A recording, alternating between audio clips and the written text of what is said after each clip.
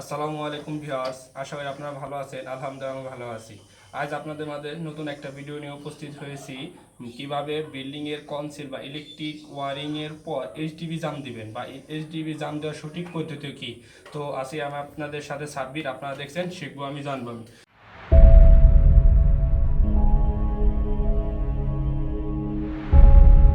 তো দেখেন ভিউয়ার্স, আমি এটা প্রথমে কেটে নিছি এর এইচডিবির মাপে।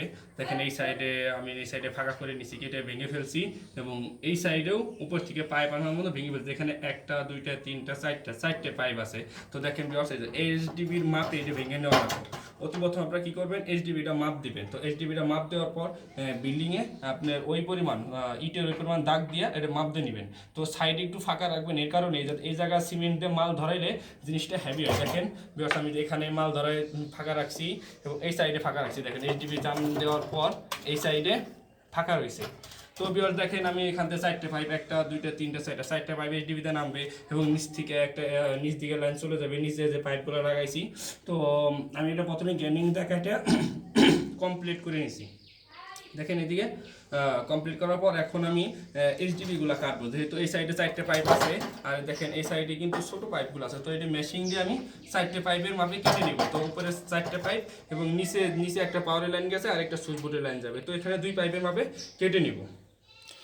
তো ভিউয়ার্স দেখেন আমি এখন এটার চার ভাগে মানে চারটে পাইপের মাপে মাপ নিয়ে দেখবো। দেখেন এখানে যে দেখেন এই যে একটা দুইটা তিনটে চারটে, দেখেন এই সাইডে চারটে দাগ নিয়ে গেছে। দেখেন এই যে চারটে দাগ মাপে এবং এই চারটে মাপে আমি গ্যান্ডিং দিয়ে কাটবো। আর নিচে আছে হলো আপনার দুইটা, তো দুইটার মাপে আমি এখান থেকে কেটে নেব। দেখেন একটা এই দুইটা, দেখেন ভিউয়ার্স এই যে দুইটার মাপে আমি এখান থেকে কেটে নেবো, এই পরিমাণ কেটে নেব। আর উপরের পাশ হলো এই পরিমাণ। তো ভিউয়ার্স দেখেন আমি এখন গ্যান্ডিং চালাবো।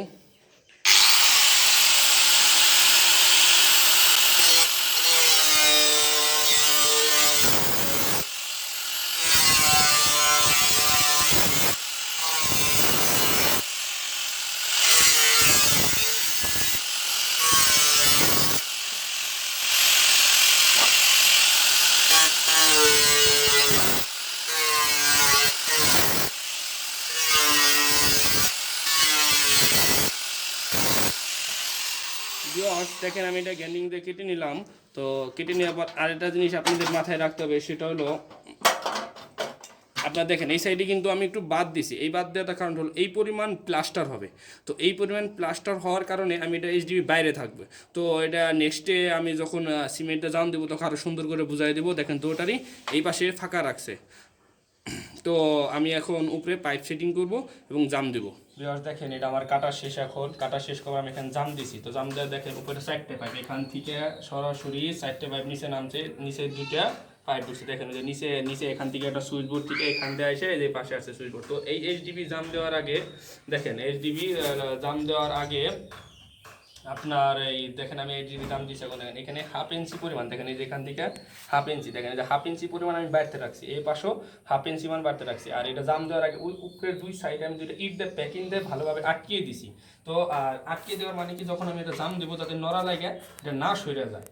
আর যেহেতু উপরে মেন লাইন নামবে এবং নিচে সুইচবোর্ড লাইন ভাগ হবে আর আপনার এই দুই সাইডে ফাঁকা, এবং আপনার এই জিনিসটা অবশ্যই গুরুত্বপূর্ণ সহকারে দেখবেন যাতে এইচডিবিটা আপনার এই রিংটোন প্লাস গাঁথনি থেকে হাফ ইঞ্চি পরিমাণ বাইরে থাকে। তো হাফ ইঞ্চি বাইরে রাখার কারণ যাতে আপনার প্লাস্টার করার পর আপনার এই HDB plus plaster accurate level হয়ে যায়।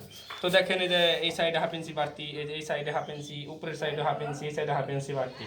তো আমি এখন এটার সিমেন্ট লাগাই দেবো। দেখেন সিমেন্ট আপনারা আস্তে করে আপনি এই পাশে দেখেন এইভাবে আস্তে আস্তে করে কিনার দেন ঢুকাই দিবেন।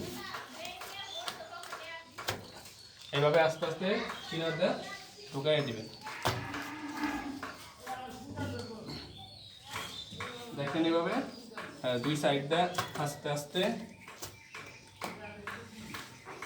হাত দিয়ে ঢুকাই দিবেন যাতে মালটা ভালো মতন শক্ত হয়।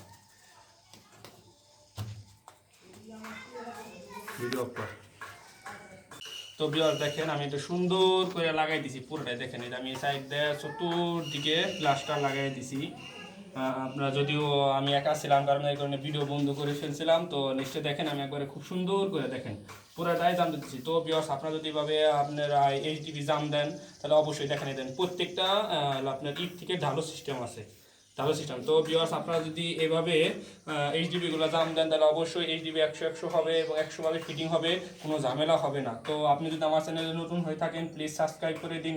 কারণ নিত্য নতুন কাজের জন্য যেসব ধরনের এবং ক্রিটিক্যাল বিষয়গুলা সাধারণ একটু ভুলের জন্য মানে একটু কাজের অসৌন্দর্য চলে যায়, তো সেই ধরনের খুব সুন্দরভাবে প্র্যাকটিক্যালভাবে ভিডিও আপলোড দেওয়া হয়। তো ভিডিও এখানেই শেষ। আল্লাহ হাফেজ।